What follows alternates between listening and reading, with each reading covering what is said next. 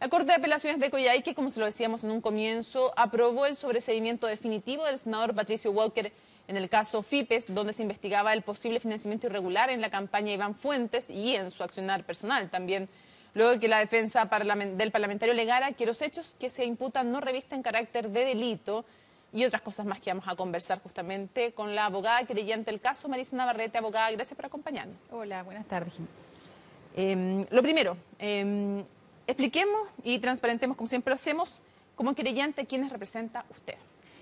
Bueno, nosotros representamos, en conjunto con otras dos abogadas, a FENASPAR, que es una asociación de pescadores artesanales de la 8ª región, específicamente de Coronel. Nosotros nos querellamos en un primer término en la causa Corpesca, en esa causa, entendiendo que son los mismos hechos que la arista que se le denomina Fipes.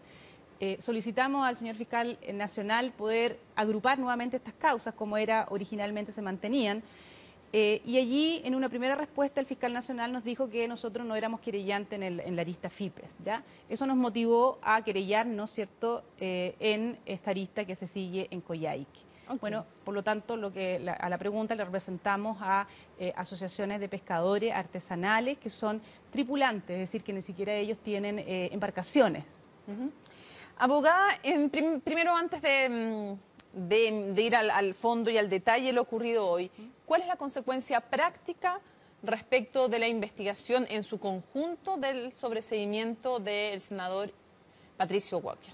Bueno, la consecuencia inmediata es que no se va a poder seguir investigando al senador Walker en esta investigación que estaba, como dije, separada de la causa Corpesca desde aproximadamente agosto del año pasado. Eso es lo inminente, pero además evidentemente tiene consecuencias también en la investigación que se tiene sobre el diputado Iván Fuentes, que también habría recibido estos dineros por solicitud del senador Walker, y adicionalmente también se afecta el soborno que es inherente también al cohecho en este caso, ¿verdad?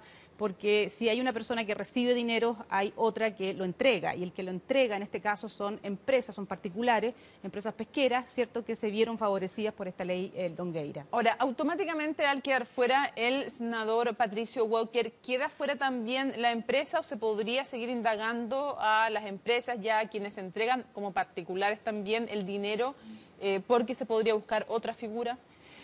Claro, lo que pasa es que no es tan directa la relación que tiene, pero es evidente cómo la afecta. ¿De qué manera podría yo establecer que una empresa cometió un delito de soborno si el cohecho asociado a ese soborno ha sido sobreseído? ¿No? Me parece que nos resulta mayor aclaración respecto a eso. Hay una afectación grave en la causa, y no solamente en esta causa. Piense usted que estos casos son muy similares a los que se están desarrollando en Corpesca, por lo tanto, este criterio que ha tenido la Corte evidentemente también podría afectar la causa Corpesca. Incluso se dice dentro del fallo de la Corte de Apelaciones que también correspondería sobreseer al abogado que da 2 de las boletas.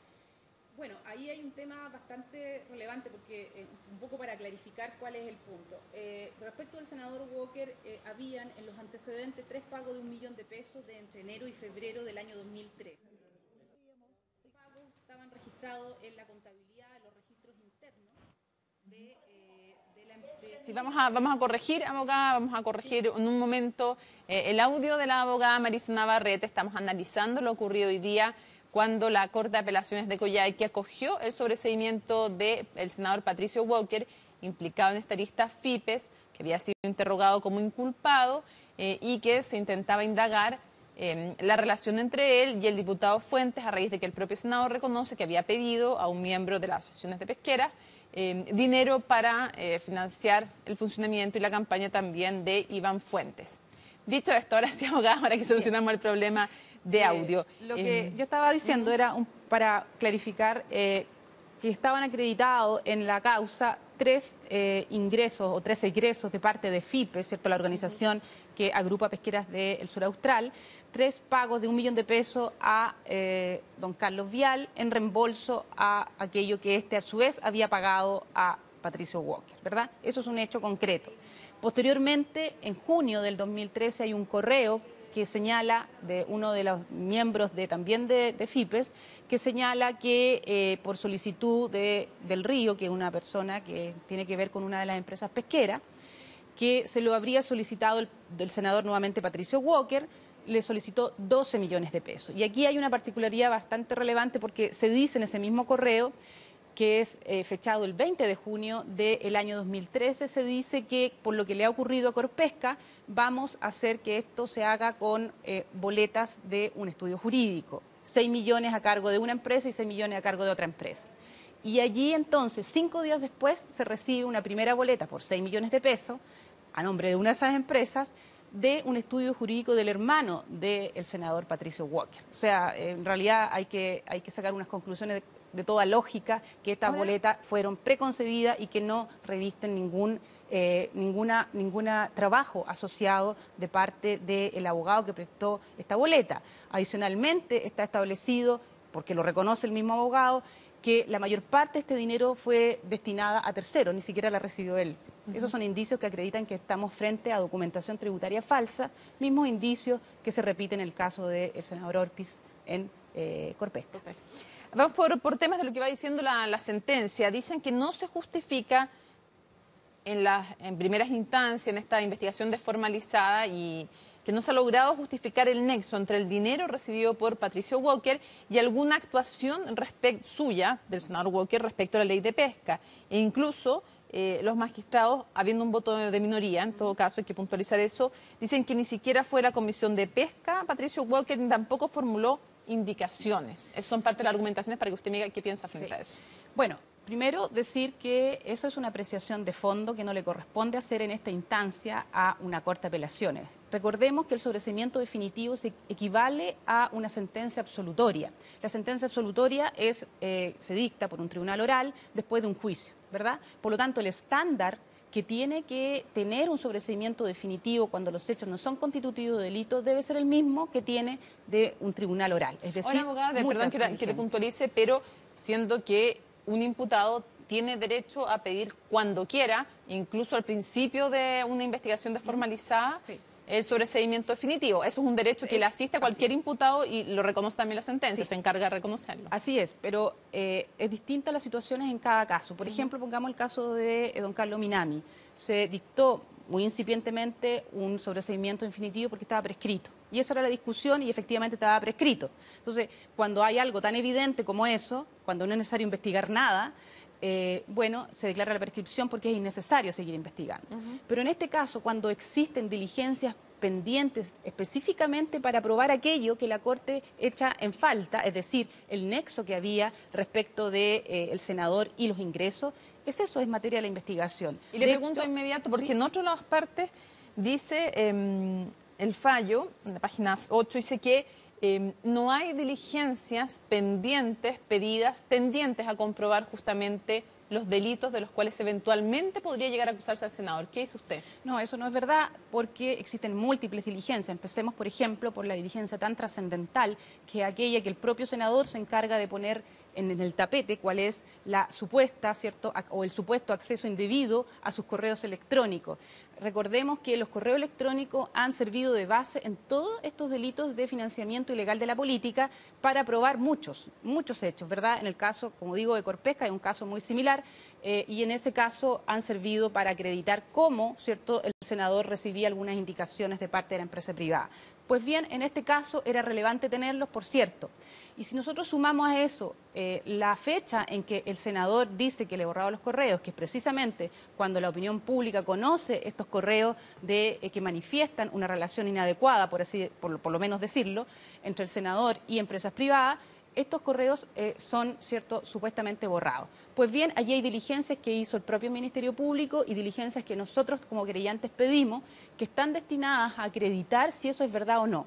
¿Por qué? Porque es relevante determinar si estos correos fueron efectivamente borrados por un tercero o fueron a solicitud del propio senador, que también es una alternativa, evidentemente, que es posible en estos hechos. Aunque el tribunal dice que tampoco encuentra evidencia de que en esta primera instancia de que estos correos tuvieran relación necesariamente con...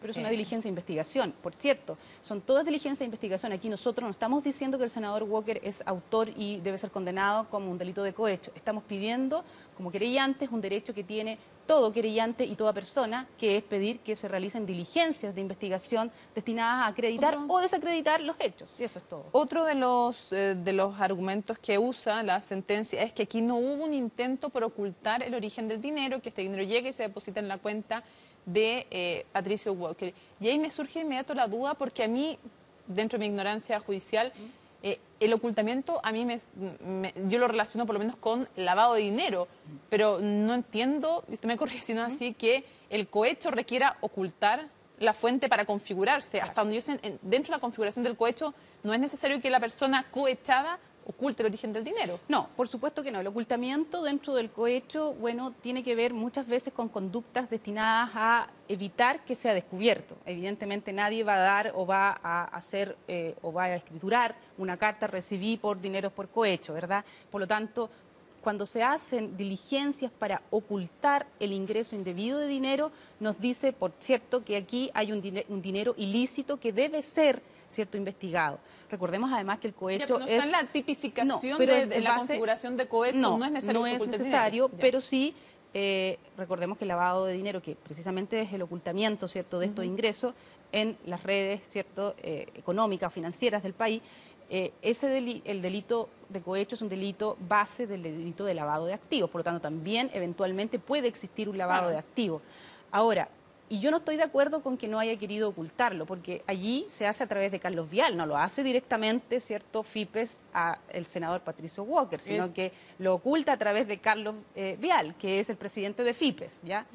Y dos, los dineros que se entregan a solicitud, según el correo de don Patricio Walker, 12 millones de pesos, son absolutamente disfrazados mediante documentación falsa, mediante la emisión de boletas de un abogado del estudio del hermano del senador. Por lo tanto, evidentemente ahí hay un ocultamiento y eso demuestra que quisieron, evidentemente, esconder un ingreso indebido. Que esa es otro dinero aparte de los otros que factura el abogado Correa, ¿no? Así o sea, es. Que también a él se lo exculpa de alguna manera en esta sentencia. Bueno, y eso también es bastante curioso, porque aquí... sin haberlo pedido, digamos. Claro, sin haberlo pedido, y adicionalmente a ello, eso tiene que ponerse en conocimiento del Servicio de Impuesto Interno, tal como lo solicitamos nosotros. Es que nuevamente ahí le digo, porque también en la sentencia se dice que el Servicio de Impuestos Internos, que no hay nada tributario, además, argumenta la sentencia, y que a mayor abundamiento el Servicio de Impuestos Internos no ha presentado ninguna acción legal, por lo tanto, con mayor razón no hay tampoco desde el punto de vista tributario nada que investigar. Claro, lo que pasa es que eso también, de parte de la Corte de Apelaciones de Coyhaique, es absolutamente apresurado señalarlo, porque primero el procedimiento para que el Servicio de Impuestos Internos pueda ejercer su facultad del 162 es que se le pongan en el antecedente toda la carpeta de investigación, y los antecedentes que estamos señalando no han sido puestos en conocimiento del Servicio de Impuesto Interno aún, porque existen declaraciones que son posteriores, ¿cierto?, al inicio de esta causa, que si bien al inicio ellos han tenido conocimiento, los actuales antecedentes no están en conocimiento del Servicio de Impuesto Interno. Abogada, dicho todo esto, analizamos punto por punto los argumentos, los más importantes que encontré al menos en la sentencia. ¿A qué atribuye usted el sobreseimiento definitivo? Bueno, a mí no me gusta especular.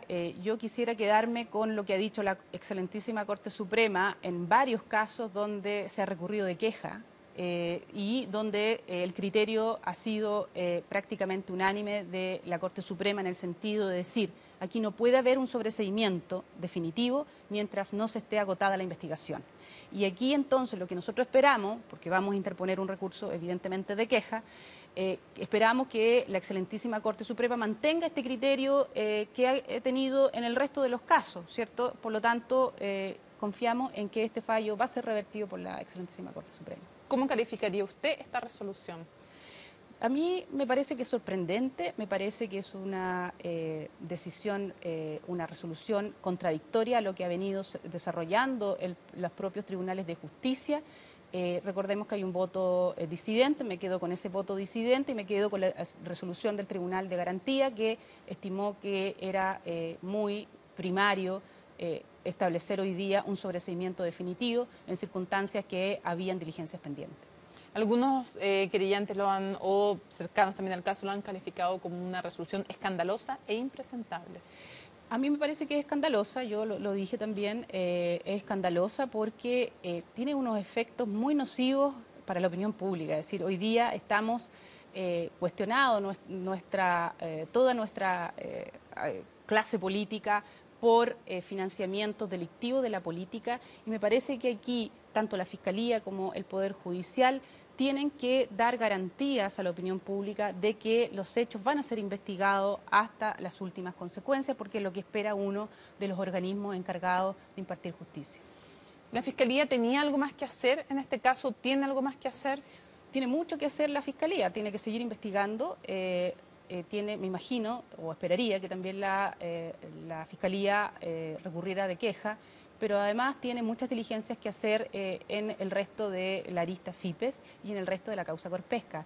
Hay muchos antecedentes, cada día que aparecen nuevos antecedentes uno va descubriendo que hay muchos involucrados, hay muchas aristas que se tienen que seguir investigando. Hoy día en la causa Corpesca, se están investigando las asociaciones ACIPES, la Asociación también del Norte, ACIPNOR, y esperamos también que prontamente poder tener alguna acción en contra de FIPES en la causa Corpesca, porque allí es donde hay mayor cantidad de antecedentes.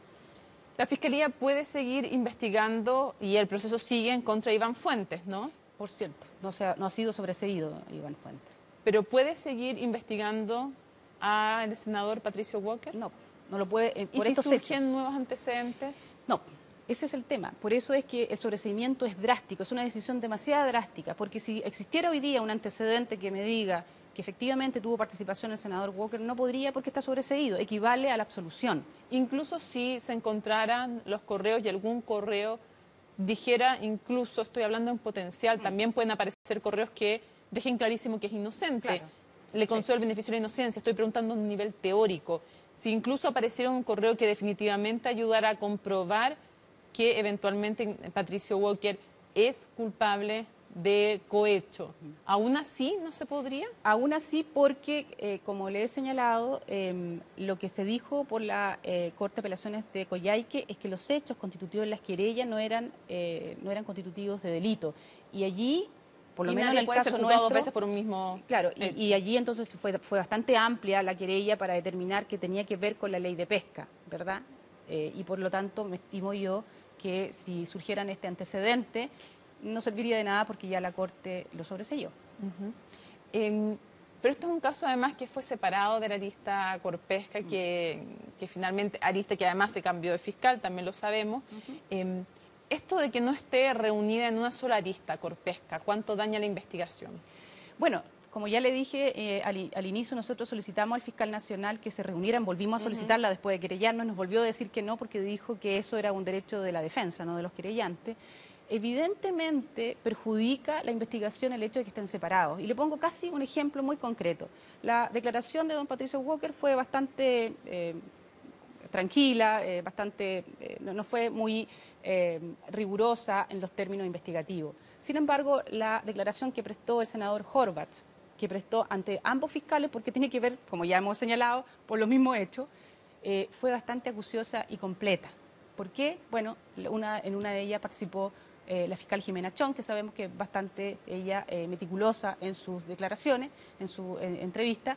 Por lo tanto, se notó claramente que allí había una mano distinta, ¿ya? Y a mí me parece que lo que corresponde hoy día es que el equipo no estoy diciendo que sea solo un fiscal, el equipo sea uno solo el que investigue estas causas relativas a la ley de pesca, porque se relacionan. Ambas, hoy día he analizado muchos antecedentes de la causa Corpesca y allí hay varios correos, o sea, muchos correos donde todos son copiados, tanto Felipe Moncada de ACIPES, Carlos Vial de FIPES, son hechos que están absolutamente relacionados, no es posible separarlo y ver por un lado uno y por un lado otro. Por lo tanto, a mí me parece que se le está haciendo mucho daño a la investigación. Ahora, este es el mismo fenómeno que también pasó con las otras, uno podría llevarlo a algo más macro con las causas de financiamiento ilegal de la política, porque en un comienzo esta arista, SQM, también el caso Penta, eran todas partes de una misma investigación bajo un mismo grupo de equipo de fiscales. Sí. Luego se fueron desmembrando y entregando a distintos fiscales regionales incluso y a distintos fiscales incluso en un comienzo locales.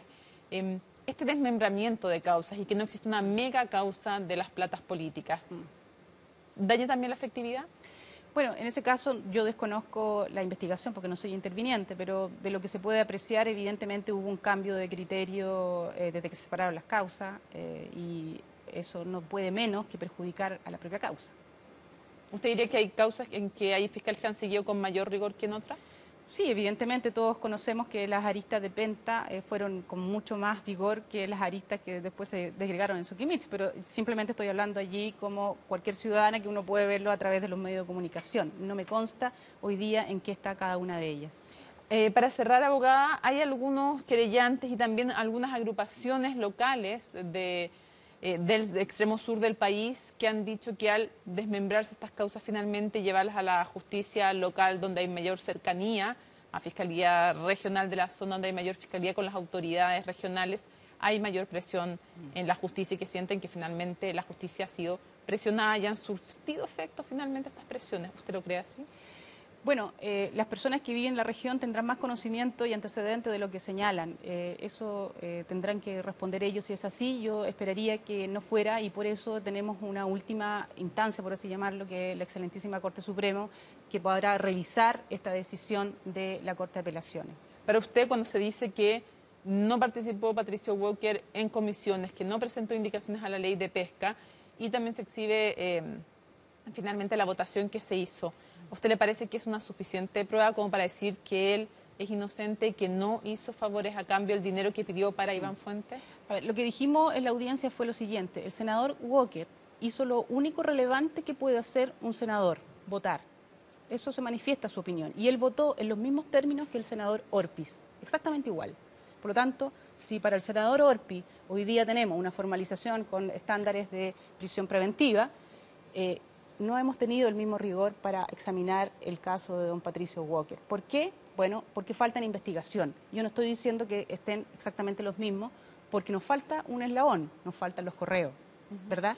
Y lo que quería señalar es que, no obstante que la ley Longueira terminó el diciembre del 2012 y los dineros fueron posteriores, hay dos hechos que marcan la diferencia. Uno, que existieron leyes posteriores hasta el 2014, 2015, que mejoran o de alguna manera, digamos que profundizan en la ley Longueira, en las que sí participó, y eso fue una diligencia pendiente que le solicitamos a la Fiscalía, ¿ya? Para que estas leyes que fueron en 2013, 2014, 2015, fueran también analizadas. Y también existe más como figura el cohecho en favor de terceros también, o sea, el recibir plata para terceros también. No, eso está clarísimo. El cohecho, lo que quería decir, el segundo punto, es el cohecho que se llama subsecuente o subsiguiente, que es el cohecho, que es el dinero como premio por una labor realizada. Evidentemente es posterior porque lo estoy premiando por algo que hizo a favor mío. Y esos son los antecedentes que expusimos en la Corte. Abogada, muchísimas gracias por acompañarnos en CNN Chile, que esté muy bien. Buenas tardes. Nos vemos.